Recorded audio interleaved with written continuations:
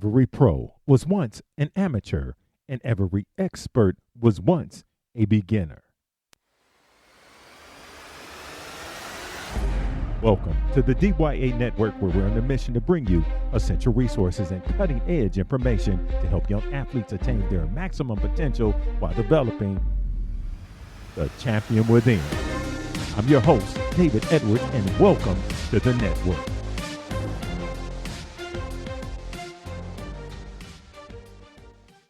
Hello, everyone, and yes, welcome to the DYA Developing Young Athletes Network that we call Network Nation, and welcome to our Athletes Tip of the Week Friday.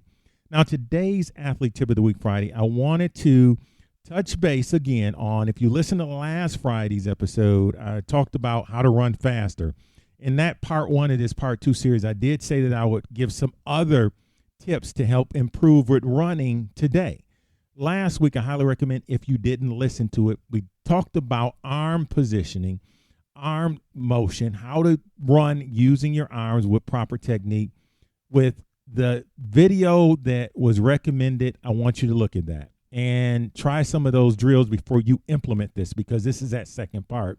But it's highly imperative. The first part, it's important that you work on arm technique first. That's where it starts, as far as I'm concerned, excuse me, is working with arm development. So work those drills based upon listening to that. And today, I want to go over some drills that work also with the lower extremities, the lower part of our body, our legs. There's some core involved with this too, and technique, but I really want us to look at these various positions that we'll be talking about today that is important as far as the drills are concerned. And I want you to understand this, is that this takes time. It's important to understand that sometimes I've had parents come to me and they talk about speed and they want the kid to get fast tomorrow. Can my son or daughter get fast in a week, in 2 weeks, in 3 weeks? Certain things can be tweaked and there can be some improvement, but I say this, it's kind of what I had in an episode near the beginning, talking about needlepoint improvement. With speed development, especially with young kids, it's about being patient. I always say this, is that if I have someone that is 10 years old and if they're competing, first of all, they want to have fun. We don't want them to focus on one sport. We already know that. But who cares if they win something at that age? They're still developing. So what we really need to learn is movement efficiency and what is age appropriate. And so these things I'm giving you today are adding incremental things that can help them overall get better. Because think about it. As they get older, if they learn these techniques, these drills, and they acclimate to it, make that adjustment, get used to it, it's just going to help them be more efficient, or optimal performance is what we're looking for. I want us to think about this as I give these drills too. Some of these drills are not going to increase speed, but they're going to help with technique. And so they'll learn body positioning when running and ground contact with their foot positioning as well, and where the center of mass is. A lot of this won't make sense now, but as they do it with repetition and they get older, it will make sense. And you parents have and coaches as well that can talk to some of your athletes that are at home, if you're doing any type of online video chatting with them, or groups and sessions that I've heard of some coaches are doing. I've talked to some other coaches that are doing some training since everyone is at home right now. These are some great drills that you can do right now. And these drills have to do with acceleration or drive phase and maximum velocity. Now, for some of you who don't know what it is, when we talk about accelerating, it's coming from a dead start, right? It's thinking of, I use this analogy that Carl Lewis uses. He talks about the power of the push. If anybody was a car was a stall out, and you were going to get out and move that car, where would you start? Would you go to the back of the car or the front? Hopefully you said the back of the car, because you're going to front, you're pulling the car. And our bodies are not formatted. We're not engineered, designed to pull. We're designed to push. Think of getting out of a chair. You're going into extension through the hips, through the knees, through the ankles, through the trunk. Everything we do for power, all of our power really comes from a push than a pull. And so when you're pushing the car from a dead start, think of the angle of your body. I'm getting behind that mass of a vehicle and I'm beginning to push it. We're not in an upright position until we start building momentum with that car, right? And when we reach that point where we can push that car and it's on a roll, we're almost in that upright position. Now, that pushing from that dead start is similar to an acceleration with running or drive phase. Maximum velocity is when we're in that upright position with sprinting. Another example of that is a plane. When it's taking off, all the wheels are on the ground. As it starts to reach maximum velocity, what happens with that front wheel? It starts to lift up. Then the plane starts to take off. It's not making a lot of sense now, but I want everyone to think about that. Those two areas is what these drills help with. The acceleration, we all start from a dead start, and maximum velocity when our bodies is in that upright position. So our neck is over our shoulders, right? We're in that total position of upright. So if you think of your head and your spine, they're all interlinked going down at the hip all the way to the ankles in an upright position. So the ground contact leg is sprinting. If you think about sprinting, 2 feet aren't on the ground at the same time. If you look at a sprinter, there's time where there's the leg is on the ground and a time when there's no legs and no feet are on the ground at all. When there's ground contact with the down leg and that foot is on the ground, what you're looking for from the ankle all the way up the hip to the neck is one straight line. That's that upright position, that tall posture is what you're looking for. The reason I'm telling you this, the head is in line with the spine. Remember that. It's stacked. And the reason I'm telling you it'll make sense with these drills and the verbal cue that you can give the young athlete as they're working on these drills. Now, some of these drills, these technical drills, are for maximum velocity technique, what you're doing in that position. These drills also can help with motor control, balance, coordination, and again, postural positioning, things that you can cue on.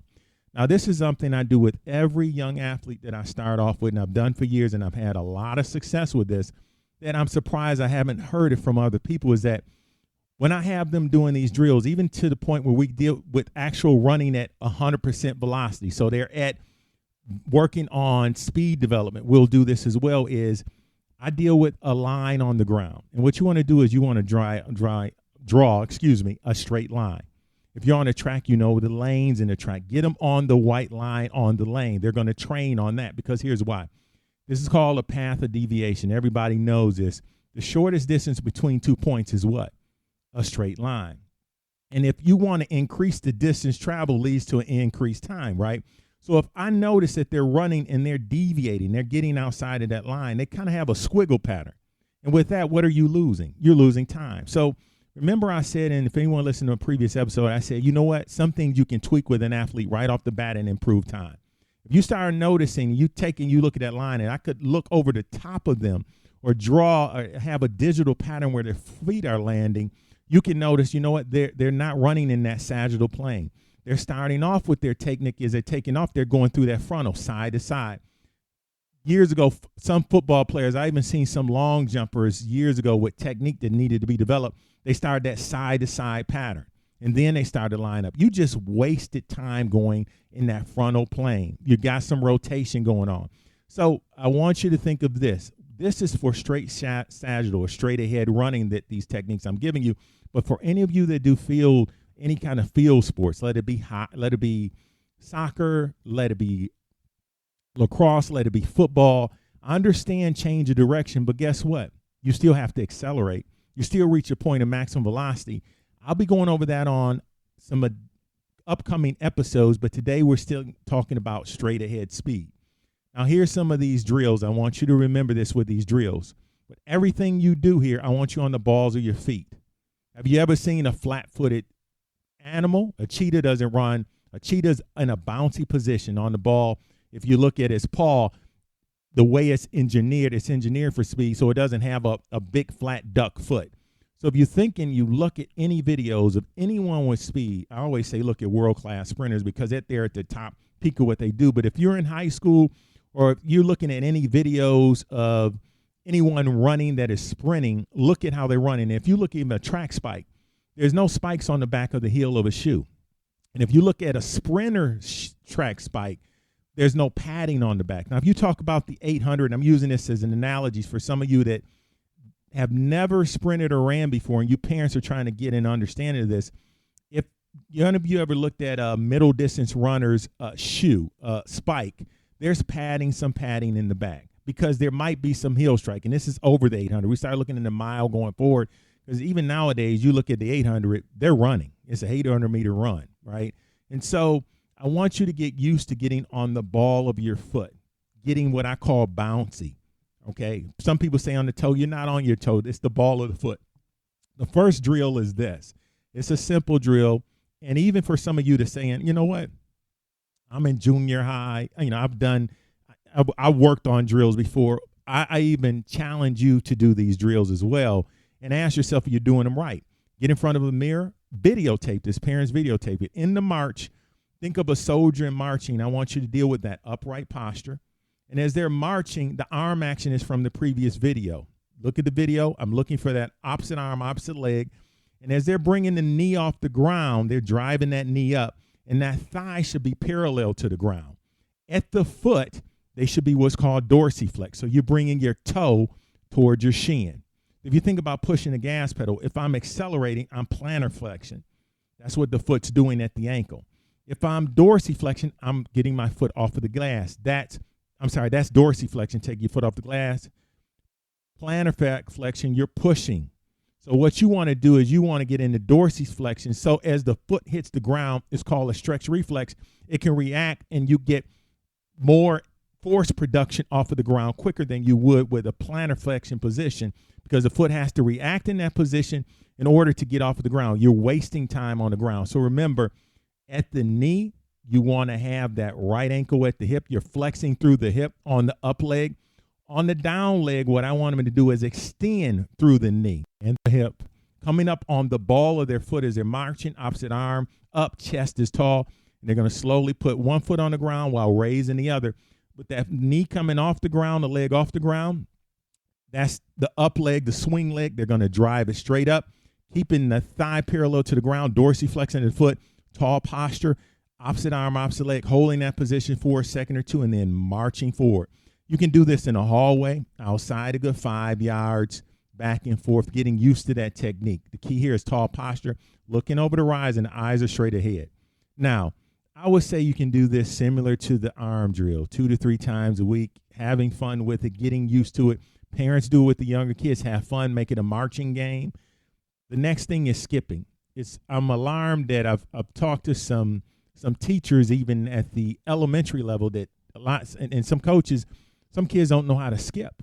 So if you skip is a good technical aspect of learning to sprint, because it's teaching you opposite arm, opposite leg. You want to do the same thing here that have gone through marching and skipping and know what they're doing. If you don't, stay in those areas till you master those skills. First march, then to skip, then the power skip. I added this on too. This is a mini plyometric. So is the skipping, because we're creating force off the ground. And with force production off the ground, this is key that everyone understands as we start to get into, these are mini plyometrics. What you're doing with that, with the stance leg is a leg that's on the ground, it's a critical component to improving speed. This is the entry level to that, because what we're creating is vertical force, right? And so when you think of sprinting, you want to get that foot off the ground as quick as possible. So you also want to create force into the ground. Great sprinters, those that run fast, can create force production in the ground, but they get off the ground quickly also. These technical ends come into it, and they're also this type 2 fast twitch muscles, what I'm about to talk about in a minute, but I don't want to confuse everyone yet. I'll add that at the end about fast 2 twitch muscles. The bunny hop is the last thing. Bunny hop bilateral on both feet. Think of how a bunny hops. And this is just a fun drill to do. It's teaching also that entry level, like a plyometric, where you're just hopping a good 5-10 yards. For young kids, this can be fun too. Parents get involved and say, we're going to do the bunny hop drill today. And coaches with some of these young athletes add in the bunny hop. And even if you have younger kids that are not in sports, this is something that's dealing with functional movement. And I talk about physical literacy, learning to move in all different patterns and angles. These are things that can be added on that can have fun, because the teacher that talked to me about the young athlete that was skipping was in a gym class. And she wasn't an athlete, but her confidence, she didn't want to participate in an activity. And I'm adding this into it so everyone understands this, is that it's surprising because in physical education in schools, they've cut back a bit. So things that we used to learn as a kid, if you talk to me when I was 8, 9, 7 years old, we knew how to skip. We knew how to bunny hop. We knew how to power skip. We done these things in the neighborhood. Hopscotch, jump rope, girls used to do the jump rope games. These things are things I learned as a kid because they were implemented into movement patterns that we done with playing. It was free play. Well, these things we don't have anymore. I want you to implement these things like free play since we're all at home. Make these things fun. Don't make them real hard and focused for young kids. For you coaches, Add these things with these young athletes that you're working with, even some of your older athletes. This is repetition, working on basics. Remember, you want to master the basics. Now, these things here that I was talking about are things that's helping the marches at maximum velocity.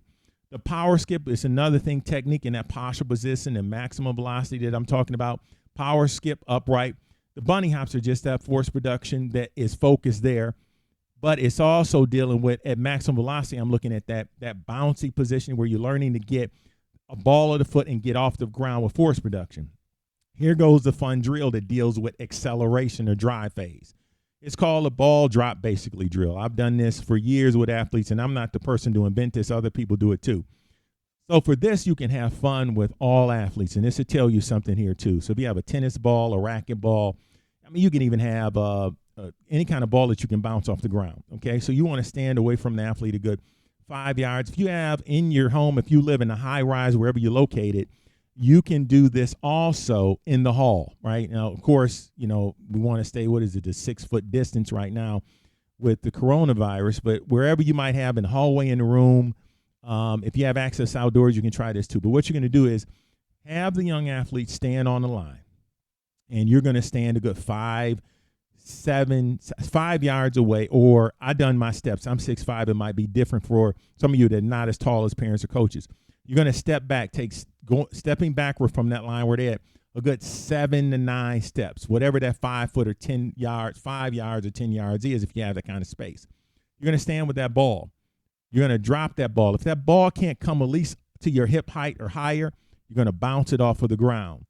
What the athlete's looking for is when you release that ball, when that ball bounces off the ground, they have to get it before it gets back to the ground again. You're finding out how quick they can react. It's a great drill. It deals with eye-hand coordination, how they can react to that time before the ball gets there. And they have to accelerate to get there. And here's the thing. With acceleration, they're coming from a dead start. Now, I want you to try this too. If it's easy, then back up a little bit more. Have them stay at that same starting point and see if they can get to it. Where they can't get to it, you stop there. But this is the variability you don't want to change, the height of that ball. If that ball is coming to shoulder and you're dropping it and it's bouncing up to maybe your hip height or wherever it is, stay with that as a metric to make sure, that ball is at that same height. They're catching it there. As you can produce this and they get better with this, with repetitions, you can back up even further. But I'm going to add something else into this. Here goes something that's fun for everybody here. Before you do any of this, this is what I want you to do.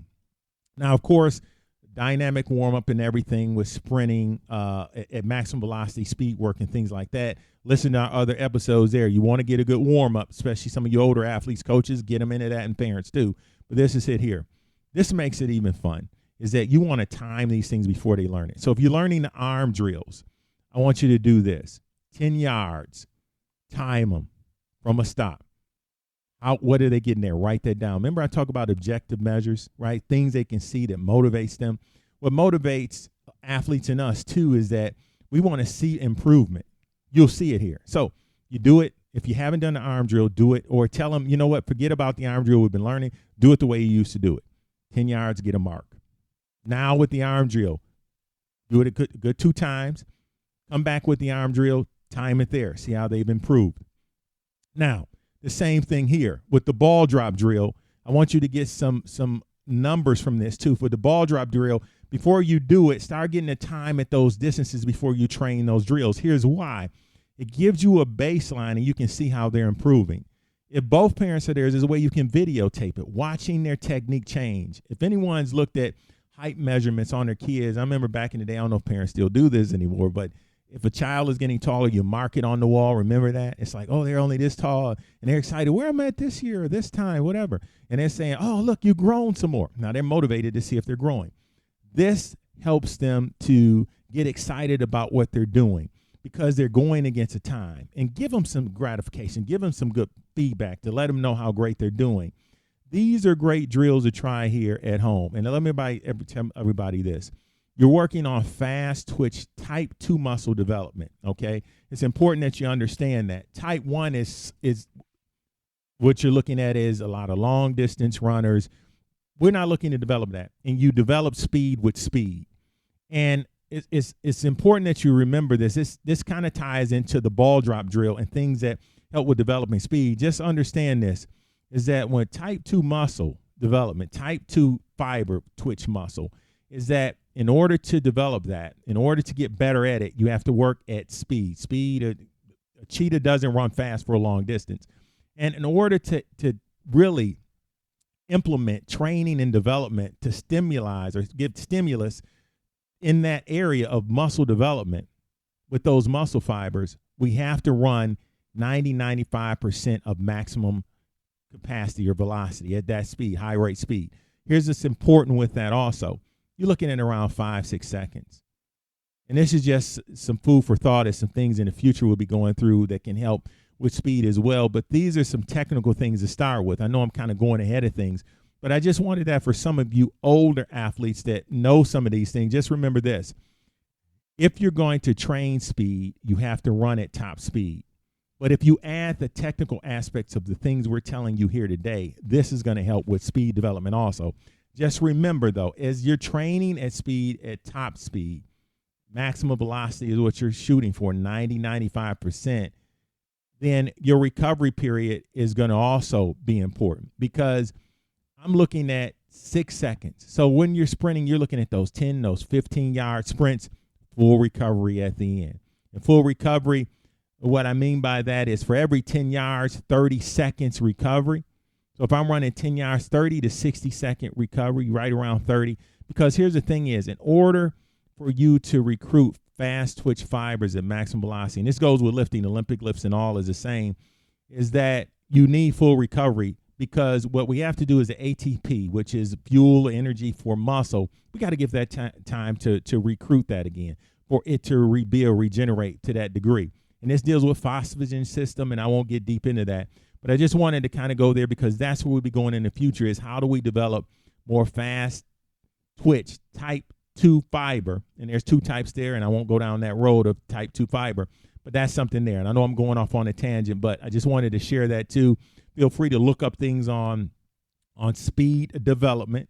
We're not talking about speed endurance, and we'll be going over that in the future. And every day, that concludes it for today, everyone. I know I'm getting long-winded here, but this is stuff I like to talk about, is development and taking time, especially when it deals with speed.